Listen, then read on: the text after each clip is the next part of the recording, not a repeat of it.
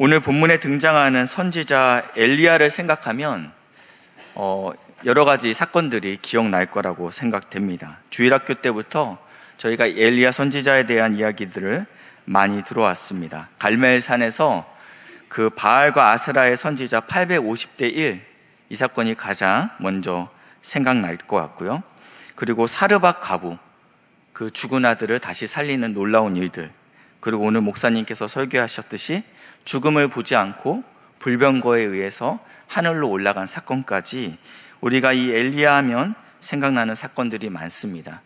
특별히 신약에서는 예수님과 제자들이 변화산에 올라갔을 때 모세와 엘리야가 나왔다라고 표현되고 있습니다. 이런 하나님의 놀라운 일을 감당했던 엘리야 선지자가 오늘 성경 처음으로 등장하는 장면이 오늘 17장 1절 말씀입니다. 이렇게 시작되는데요. 길르앗에 우거하는 자 중에 디셉 사람 엘리야가 아합에게 말하되 내가 섬기는 이스라엘의 하나님 여호와께서 살아계심을 두고 맹세하노니 내 말이 없으면 수년 동안 비도 이슬도 있지 아니하리라 하니라. 지금 17장 1절에서 처음으로 등장하는 장면인데 굉장히 충격적으로 등장합니다. 바로 북이스라엘의 아합 왕에 나타나서 당신이 내 말을 듣지 아니하면 이 땅에 비가 없을 것입니다 라고 선포한다라는 것입니다. 오늘 본문의 배경은 16장에 자세히 나와 있습니다. 먼저 북이스라엘은 그 당시에 아합 왕이 다스리던 시기입니다. 우리가 아합하면 굉장히 부정적인 이미지를 많이 갖고 있습니다. 우상 숭배를 했고 그리고 이세벨의 남편이었고, 그렇기 때문에 굉장히 이 아합에 대해서 우리가 부정적으로 알고 있지만 객관적으로 역사적인 사실만 본다면 아합 시대의 북이스라엘은 굉장히 안정적이었습니다. 나라가 안정적이었습니다. 특별히 시돈의 공주인 이세벨과 결혼함으로 인해서 전성기를 이끌었습니다. 이 시돈 땅은요, 두로와 시돈이라고 우리가 알고 있듯이 이 해안가에 있는 도시로 무역에 종사하던 도시였습니다. 굉장히 경제적으로 강성했던 도시인데 지금 그 도시의 공주와 결혼했습니다. 동맹관계를 공고히 했죠. 이세벨의 친정으로 인해서 또 여러 가지의 이득도 북이스라엘이 챙기게 됐습니다. 뿐만 아니라 북이스라엘 영토가 확장되는 일들이 이 당시에 일어났습니다. 그러니까 객관적인 사실만 볼 때는 이 북이스라엘의 백성들에게 아합은 굉장히 인정받는 왕이었습니다. 우리를 배부르게 하고 이웃과의 전쟁을 종식시켰던, 그리고 경제적으로 정치적으로 안정을 시켰던 왕이 아합이었다라는 것입니다. 그렇지만 하나님의 시각은 우리의 시각과 다릅니다. 왕상 16장 30절 말씀인데요. 오므리의 아들 아합이 그의 이전의 모든 사람보다 여호와 보시기에 악을 더욱 행하였다라고 이야기하고 있어요. 그러니까 북이스라엘의 백성의 시각과 하나님이 보시는 시각이 지금 다른 것을 보게 됩니다. 31절에 가시면 느밧의 아들 여로보암의 죄를 따라 행하는 것을 오히려 가볍게 여기며, 이 여로보암은 북이스라엘의 첫 번째 왕입니다. 남유다와 북이스라엘이 갈라지면서 예루살렘 성전이 남유다에 있는 것이 두려워서 이 여로보암은 그 영적으로 음란하게 제단을 쌓고 그리고 비슷하게 절기를 만들었습니다. 근데 오히려 이 여로보암의 죄를 따라 행하는 것을 가볍게 여겼다. 그러면서 시돈 사람의 왕 엣바알의 딸 이세벨을 아내로 삼았다. 엣바알, 바알의 사람이라는 뜻입니다. 그러니까 바알 신을 섬기는 도시가 바로 시돈입니다. 그러니까 시돈의 가장 중심되는 신은 바알 신인데 그 나라의 왕의 이름이 나는 바알의 사람이다. 그러니까 다른 말로 표현하면 바알의 제사장이다, 이런 영적인 의미를 갖고 있습니다. 근데 그 바알의 딸이 이세벨인데 그 여인과 결혼했다라는 것입니다. 그러니까 어떻게 되냐면요, 32절에 보니까 사마리아에 건축한 바알의 신전 안에, 북이스라엘의 수도인 이 사마리아에 바알의 신전이 건축되고 바알을 위하여 제단을 쌓고, 33절입니다. 아세라상을 만들었으니, 북이스라엘 안에서 이런 바알과 섬기는 일들이 지금 능력 있게 일어나고 있다라고 표현하고 있습니다. 바알은 비의 신입니다. 바알은 비의 신입니다. 가나안은 농경사회이기 때문에 비가 굉장히 중요하죠. 만약에 목축을 한다면 그것만큼 중요하진 않았을 텐데 농경사회이기 때문에 비는 매우 중요합니다. 바알의 비로 인하여 농작물이 풍년을 가져다 주기 때문에 바알은 풍요의 신으로, 비의 신으로 숭배되고 있습니다.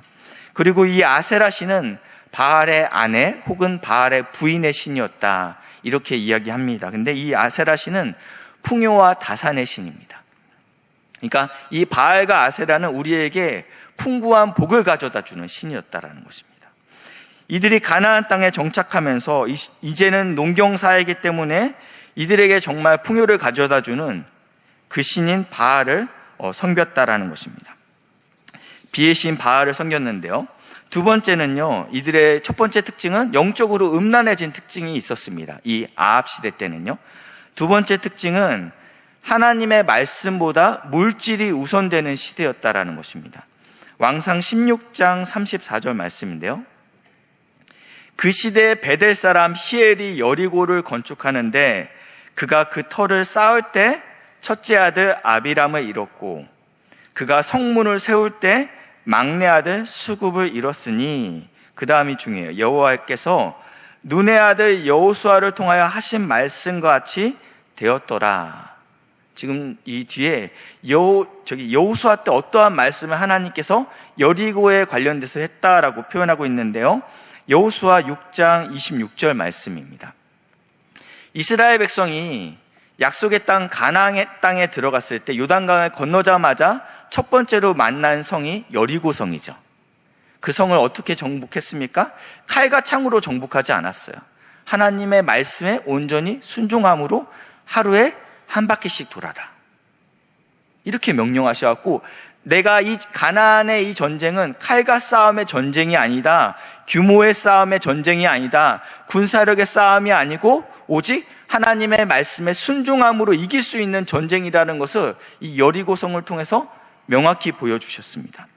그러면서 이 여호수아에게 이렇게 말씀합니다. 하나님께서요, 여호수아가 그때 맹세하여 이르되 누구든지 일어나서 이 여리고성을 건축하는 자는, 무너졌잖아요, 다시 재건축하는 자는 여호와 앞에서 저주를 받을 것이다. 그의 기초를 쌓을 때 그의 맏아들을 잃을 것이요 그 문을 세울 때 그의 막내 아들을 잃으리라 하였더라. 굉장히 무서운 저주죠. 네, 굉장히 무서운 저주입니다. 근데 그 시대에 어떠한 일이 일어났다고요? 베델 사람 히엘이라는 사람이 지금 이 하나님의 엄중한 경고를 분명히 알고 있음에도 불구하고 무엇이 더 중요했기 때문에요? 돈이 더 중요했기 때문에. 그러면서 기초를 다질 때 첫째 아들이 시름시름 아프더니 갑자기 죽게 됩니다. 시멘트를 붓고, 시멘트는 없었겠지만 벽돌을 쌓을 때, 골조를 놓을 때 둘째 아들이 죽고 셋째 아들이 죽고 마지막 문을 달고 인테리어를 마칠 때 막내 아들까지 죽는 이 저주가 임했다. 그럼에도 불구하고 여리고성을 건축했다라는 거예요. 무슨 말씀이냐면 하나님의 말씀을 두려워하지 아니하고 눈앞에 보이는 물질이 더 중요한 시대가 이 시대였다라고 이야기하는 것입니다. 여리고성을 요즘 말로 표현하면 요단강 뷰를 끼고 있습니다. 수세권이라고 표현하죠. 강을 끼고 있다라는 거예요. 입지가 굉장히 좋습니다. 왕하 2장 19절에 나와 있어요. 이곳은 굉장히 입지가 좋지만 물이 씁니다 라고 표현하고 있습니다. 이 땅은 재건축만 한다면 대박인 땅이죠. 너무 입지가 좋으니까요. 근데 그동안은 재건축할 수 없었어요. 왜냐하면 하나님의 말씀이 너무 두려웠기 때문입니다. 그러나 이 아합의 시대는 하나님의 말씀보다 물질의 가치가 더 중요한 시기였다라는 것입니다. 두 가지 중요한 특징이 있었다. 아합 시대 때는 잘 먹고 잘 살 수는 있었어요. 영적으로는 바알과 아세라를 섬기는 음란의 시대였다. 두 번째, 하나님의 말씀보다 물질이 더 중요한 시대였다. 이게 두 가지 특징이라는 것입니다. 제가 학창 시절 때 이런 말씀이 있었습니다. 이런 말이 있었는데, 행복은 성적순이 아니잖아요. 이런 말이 있었어요. 근데 요즘은 이 말이 더 이상 통용되지 않고요. 요즘은 이런 얘기가 있습니다. 돈으로 행복을 살 수 없다면 그것은 돈이 모자른 건 아닌지 생각해봐라. 이런 말이 있어요. 그러니까 돈이면 가능한데 지금 행복하지 않다면 돈이 부족하다라는 의미예요. 돈이 있으면 행복하다. 이게 요즘의 가치관이라는 것입니다. 시대가 흐를수록 더 세속적으로, 더 노골적으로 돈을 추구하는 시대가 됐죠. 근데 사실은요, 좋은 성적은 왜 받습니까? 좋은 직장을 가려고 받는 거예요. 좋은 직장을 왜 갔습니까? 안정적으로 수입이 생기기 위해서, 나의 삶에 안정을 가져다 주기 위해서 열심히 공부하라고 어머니들이 이야기했다라는 것입니다. 아담의 타락 이후 형태는 바뀌었어요. 근데 죄인된 우리의 안정감을 더 이상 우리가 하나님한테 찾지 않는다라는 것입니다. 터진 웅덩이 같은 곳에서 우리의 안정감을 찾고 있다라는 거예요. 그게 성적이 될 수 있고요. 그게 돈이 될 수 있고요. 그래서 끊임없이 보다 많은 물질들을 원하고 있는 것이 우리의 인간이라는 것입니다. 그래서 세상의 사람들이 나에게 부를 가져다 준다면, 나에게 안정된 노후를 가져다 준다고 약속하는 것을 하나님으로 섬기게 됩니다. 지금 이 아합 시대가 풍요와 비를 내리시는 분이 바알이라면 그게 하나님이라고 섬기고 있다는 거예요. 그런 시대적 상황에서 엘리야가 등장합니다. 드디어 엘리야의 이름의 뜻은 여호와가 하나님이다. 지금 세상은 돈이 하나님이다, 비를 내리시는 바알이 하나님이다, 그래서 섬기고 있는데 엘리야의 이름은 아니야, 여호와가 하나님이야 라고 등장하고 있다는 것이에요. 그러면서 하나님의 살아계심을 두고 맹세하노니 내 말이 없으면 수년 동안 비도 이슬도 없을 것이다 라고 아주 충격적으로 지금 이 왕에게 이야기하고 있다는 것입니다. 근데 문제는 비가 없다고 예언했는데 바알은 무슨 신이라고요? 비의 신이에요. 참 아이러니하죠. 바알의 전공이 비를 내리고 비를 안 오게 하는 게 바알의 전공인데 지금 하나님께서 네가 그렇게 자신 있어? 그래, 그럼 그걸로 하자 하신다라는 거예요. 누가 비를 멈추게 하시고 누가 비를 내리게 하실 수 있는지 보이시겠다라는 것이에요. 세상은 바알이 하나님이라고 외치고 있지만 진짜 하나님이 누구신지 보이시겠다라고 말씀하고 있다라는 것입니다. 여러분, 누가 진정한 하나님이시고 누가 만물의 주관자가 되십니까? 2절에는 이렇게 말씀하고 있어요. 여호와의 말씀이 엘리야에게 임하여 이르시되, 지금 엘리야 선지자는 이제 막 하나님께 부름을 받고 하나님께서 네가 지금 아합 왕에게 가서 비가 내리지 못하게끔 명령해라. 하나님, 저는 아직 이제 선지자로 부름받은 지 얼마 되지 않았는데요. 그게 중요하지 않아. 너무 위대한 사명들, 너무 엄중한 사명을 맡았어요. 하나님, 이제 뭐 할까요? 근데 하나님께서 이제 2절에 이렇게 말씀하고 있어요. 여호와의 말씀이 엘리야에게 임하여 이르시되, 일을 시작하셨어요. 하나님이요, 일을 벌려놓으셨죠. 3절, 너는 여기서 떠나 동쪽으로 가서 요단악 그릿시냇가에 숨고. 우리가 엘리야에 대해서 잘 알고 있습니다. 그분의 성정이라면 그분이 이렇게 본인을 소개하거든요. 왕상 19장 14절 말씀에는요, 하나님, 나는 여호와께 열심히 유별난 자입니다. 지금 나밖에 없어요. 하나님을 섬기는 사람이. 나는 특심이 있는 자예요. 야고보서 5장 17절에는요, 우리와 같은 성정을 가진 자라고 표현하고 있어요. 이 엘리야에 대해서요. 그러니까 하나님에 대해서 열심히 있었죠. 내가 하나님의 나라를 위해서 부름을 받았구나. 그러면 내가 헌신되고 내 목숨을 아끼지 않겠다.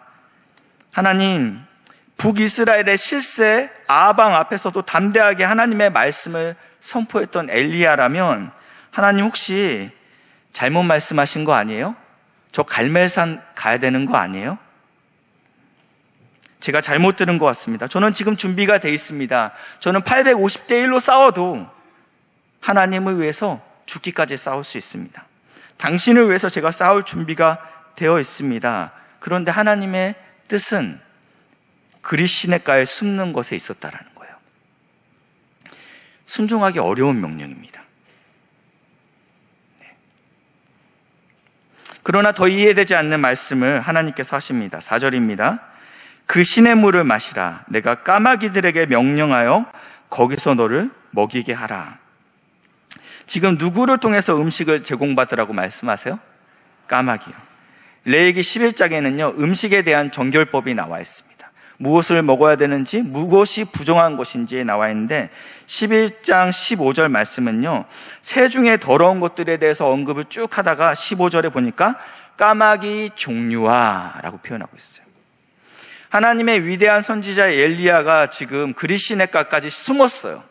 내가 지금 당장 갈멜산에 갈 수 있지만 하나님이 명하시니 그릿시냇가에 가서 숨어 있는 것입니다. 하나님, 그러면요, 저도 광야의 이스라엘 백성과 같이 하늘에서 만나와 메추리로 저를 먹여주시면 너무 좋잖아요. 하나님, 그게 안 되면 노아가 물이 다 말랐을 때 비둘기를 내보냈죠. 비둘기도요, 올리브 나무 잎을 물고 왔어요. 하나님, 그러면 비둘기. 근데 하나님께서 율법으로는 부정한 짐승인 까마귀를 사용하신다라는 것입니다. 이해가 되지 않죠. 숨어 있는 것도 힘든데 굳이 부정한 새인 까마귀를 통해서 지금 자신의 생명을 겨우 유지하고 있는 것입니다. 6절에 보시니까 까마귀들이 아침에도 떡과 고기를, 저녁에도 떡과 고기를 가져왔고 그가 시냇물을 마셨으나. 엘리야가 할 수 있는 일이라고는요, 아침 저녁으로 일어나서 하늘에서 날아오는 까마귀를 쳐다보고 죄송합니다. 하늘에서 날아오고 있는 까마귀를 쳐다보는 일 외에는 아무것도 할 수 없습니다. 이것이 전부입니다. 하늘을 바라볼 수밖에 없었던 것이 엘리야가 유일하게 하는 일이었다라는 것입니다. 시편 46편 10절에는 이렇게 말씀하고 있어요. 너희는 가만히 있어 내가 하나님 됨을 알지어다 라고 말씀하고 있어요. 너희가 무엇을 하는 것이 아니다. 나는 스스로 하나님 되심을 드러내겠다라고 하나님께서 이스라엘 백성에게 말씀하고 있다는 것이에요. 우리가 해야 될 일은 살아계신 하나님을 바라보는 것입니다. 믿음으로 바라보는 것입니다. 저희가 얼마 전에 그 오병이어 사건에 대한 이야기를 했어요. 이스라엘 백성들 안에서 2만 명의 그 무리들을 예수님께서 먹이셨죠. 제자들 마음이, 드디어 예수님께서 드디어 제대로 된 사역을 하는구나. 그전에는 이 갈릴리에서 변방에서 어린아이들을 사랑하시고 귀신을 고치셨는데 이제 드디어 예수님께서 제대로 된 사역, 큰 사역, 멋진 사역을 하는구나. 제자들 마음에 막 불이 올랐을 것 같아요. 그래서 이렇게 물어봅니다. 하나님의 일이 무엇입니까? 제자들이 그렇게 물어봤을 때 요한복음 6장 29절에 보내신 이를 믿는 것이 하나님의 일이다. 얼마나 무기력해요. 뭔가 지금 액션을 취해야 될 것 같은데 나를 믿는 것이 하나님의 일이야 라고 말씀하고 있다는 것입니다. 엘리야가 하나님의 놀라운 일들을 그 후에 감당합니다. 여러분 다 아시다시피요. 그러나 그 전에 먼저 반드시 누가 나를 먹이시는가? 누가 나의 공급자인가? 누가 나의 하나님이신지를, 누가 정말 시퍼렇게 살아계신 분이신가를 경험하는 시간이 엘리야에게도 필요했다라는 것입니다. 누가 우리의 인생을 먹이십니까? 누가 나의 인생을 책임지십니까? 누가 정말 살아계신 하나님이십니까? 이것을 반드시 경험해야 된다는 것입니다. 비록 내 뜻과 다른 어려운 상황이 우리에게 찾아옵니다. 엘리야가 그릿시냇가로 도망갈 것이라고 본인은 전혀 생각할 수 없었기 때문에, 그러나 지금 부르신 그곳에서 우리는 하나님을 바라보는 것이 우리가 해야 될 일이라고 이야기하고 있습니다. 말씀을 정리하겠습니다. 우리는 여전히 엘리야 하면 큰 능력의 선지자, 기적의 선지자를 먼저 떠올립니다. 그러나 엘리야의 인생에서 까마귀를 통해 먹이시는 하나님, 사르밧 과부의 집에 있으면서 하나님의 때를 기다린 그 3년 6개월의 시간은 누가 진짜 왕인지, 누가 그의 인생을 먹이시는 분인가, 누가 공급하는 분인가 경험했던 하나님과 더욱 밀착되어지는 시간이었습니다. 하나님의 공급자이심을 진정 경험한 사람은 겸손하다. 오늘 오전에 담임 목사님께서 말씀하셨던 말씀인데요. 이사야가 능력이 있었습니다. 위대한 선지자였죠. 그러나 겸손할 수 있었던 이유는 그리 시냇가의 경험을 통해서 아무것도 할 수 없는 그 무기력한 상황 가운데, 부정한 까마귀만 바라볼 수 없는 그 상황 가운데 하나님의 크심, 하나님의 주대심, 하나님의 공급하심을 깨달았기 때문입니다. 그렇기 때문에 그의 모든 사역이 은혜였다라고 고백할 수 있다라는 것입니다. 재물이 최고이고 그것이 하나님으로 섬기는 이 시대에서 세상을 거슬려 하나님의 뜻대로 순종하고 살고자 하면 여전히 고난과 어려움 가운데 있는 성도들의 인생 가운데 오직 살아계신 하나님만이 우리에게 공급하는 분이심을 경험하시는 복된 신성의 성도님들 되시길 주님의 이름으로 축복합니다. 기도하시겠습니다. 살아계신 하나님, 당신이 우리의 하나님이심을 고백합니다. 내 인생의 공급자이시고 아버지 왕이심을 고백합니다. 사랑하는 귀한 성도들, 인생의 그리 시냇가에 있을 때 아무것도 할 수 없어서 절망 가운데 빠지지 않게 하시고 하나님을 주야로 묵상할 수 있는 복된 인생 될 수 있도록 인도하여 주시옵소서. 감사드리며 예수님의 이름으로 기도했습니다. 아멘.